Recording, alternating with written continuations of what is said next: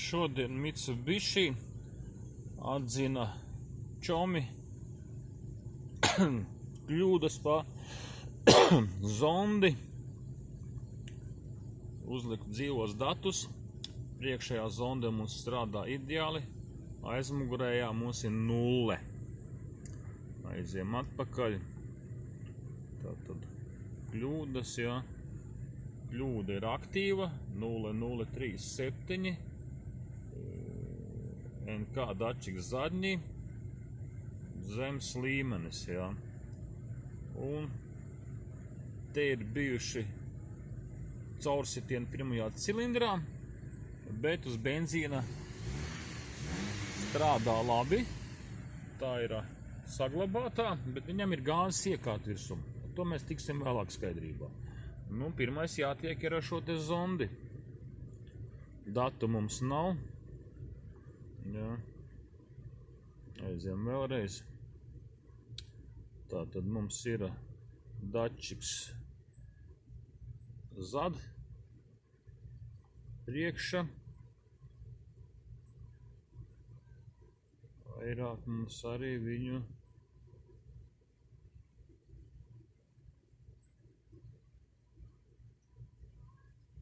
vairāk datu pa zondēm nav.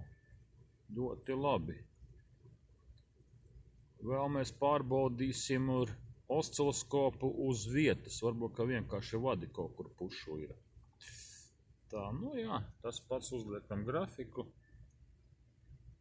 Ops. Tad pirmā mums strādā labi.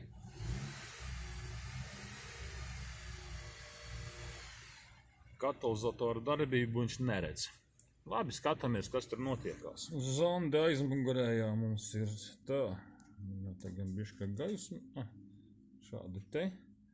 Zonde aizmugurējā, un viņai ir rekur kārbiņa. Jāstāst. Te jau ir mainīts. Te jau lente virsū tīta. Tā, pirmais jāstāst, kas tajos savienojumos iekšā. Jo zonde parasti uz 0 nekad nepaliek. Priekšējā ār jau mainīta. Skaidrs, jāskatās cilvēka roku darbi.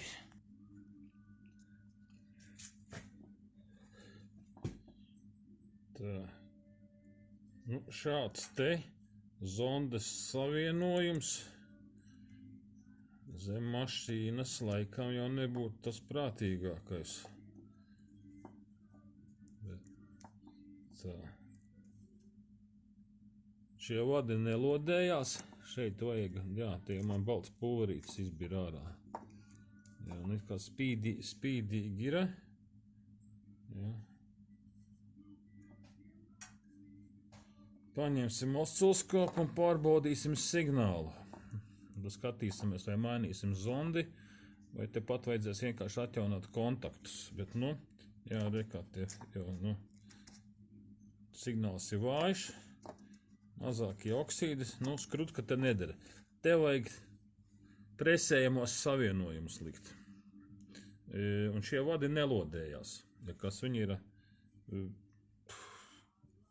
metāls, tāds diezgan interesants, termoizturīgs. Tā, pie rokas man bija lietota Bosch zonde. Pieslēdzu un, kā redzam, zonde strādā. Nu, jāsilda katalizators, pagaidām efektivitāte zema. Jāstāsta, kas te notiksies. Izskatās, ka mūsiem katalizators arī čau. Otrā zonde uzdodam. Ir reakcija, pataram apgriezienus. Tur vajadzēja iet taisnai līnijai. Viņš mums zīmē to pašu, ko pirmā zonde.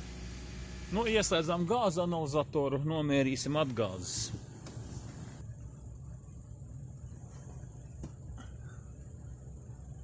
Jā.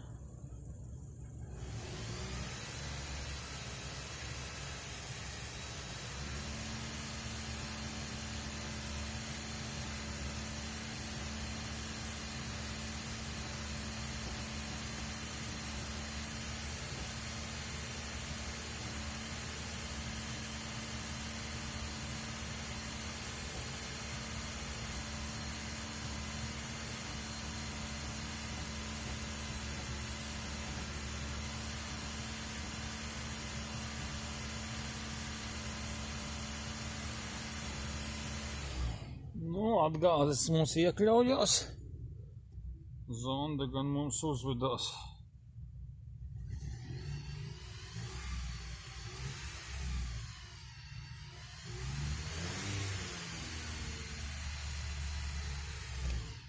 Šis ne tas.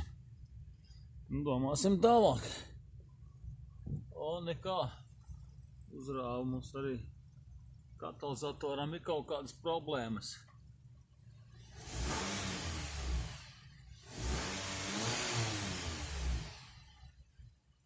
O, HC uzrāva 400 000.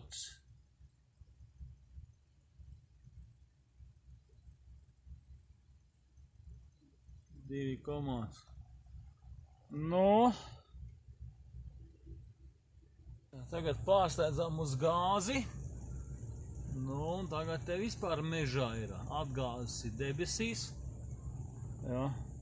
Pirmā zonde mums arī mežā, un otrā zonde aizmugurēji arī.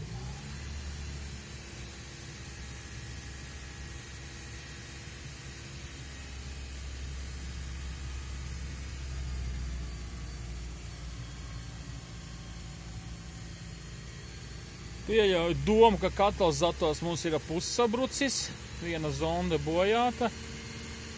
Jāskatās, kas sveces strādā, jāskatās, kas ir spoli. Un jāsaprata gāzes iekārta. Tā, uztaisot ar oscilloskopu saucamo BX testu pirmajam cilindram. Mums jau iedeva šādu te atskaiti, ka kaut kas nav problēmas ir ar vārstiem, pilnīgi pieļauju, jo šim tam motoram, ja domāties 11. gadā, nav hidrokompensatoru. Ir Japānas uzlicis regulējumos vārstus. Tātad arī jau kaut kāds problēmas varētu būt. Netipisks gāzes sadales mehānisms un liela pretestība izplūdes kolektorā pie 5000 apgriezieniem. Nu, tur manas aizdomas ir par katalizatoru. Nu, nākošais ir saspiešanas pakāpe 13,1. Maksimums vajadzētu būt 11 benzīniekam. Tur jau 13, 14 saspiešanas pakāpe jau velk uz dīzeļa variantu. FSI dzinējām, tur ir skaidrs, tur ir sadalas vārpstas, jau šitien parastais MPI. Šeit varētu būt kaut kas ar vārstu regulāciju, ka paliek vaļā izplūdes vārsts, paliek izplūdes gāzes cilindrā, un bija arī kļūdās bija, kā pa pirmo cilindru bija saucamie caursišana, ja krieviski propuski. Nu, kad, teicam, tā notiek aizdedzēji. Sveces ir melnas, dūmošana arī liela, gals ir eļļains. Tā tad droši, ka arī, lai gan gredzeni, pirmajam 16% tikai ir gāzu noplūdes gar gredzeniem. Kompresija bija 10. Jā. Nu tā, kas tur mums tālāk, jā. Nu, izpūtējs it kā sākās pie 5000 lielāka pretestība. Paskatējamies, ko viņš mums rāda grafikos. Jā, nu tā īstenībā iet diezgan. Ja mēs te sagāzējam un te jau pārsniedz. Nu, tur varētu būt pirmās pazīmes. Iepuldes trakts, nu, kā vaļā. Nu, un šeit it kā zobsiksnas kā iekļaujās vietā. Lai gan varētu būt, es gan nezinu, kas viņam ir, vai viņam ir gāzes šitais te saucamie vanusi vai nav. Bet izplūdes vārs ļoti vēlu aizverās, jā. Viņam vajadzēja jau šeit. Tā ir ieplūde atverās, jā, un izplūde atverās. Nu, tur vai nu vārstu regulācijas, vai kaut kur uz siksna pa zobu. Nu, tā. Diagnostika verdikts tāds, ka problēmas ir ar motoru, katalizatoru, nu un, protams, ar šo te smidzinātāju mainīti gāzes iekārtai. Jā, bet uz gāzi mērot atgāzes man jau bija HC 5000 jau aizgāja nemaņā, ja. Tātad tā ir BRC iekārta, ja. Kompi visi noplīsis, nav ne jausmas. Tātad droši vien jaunajai mašīnai likta. Neizskatās, ka tur kaut kas būtu darīts.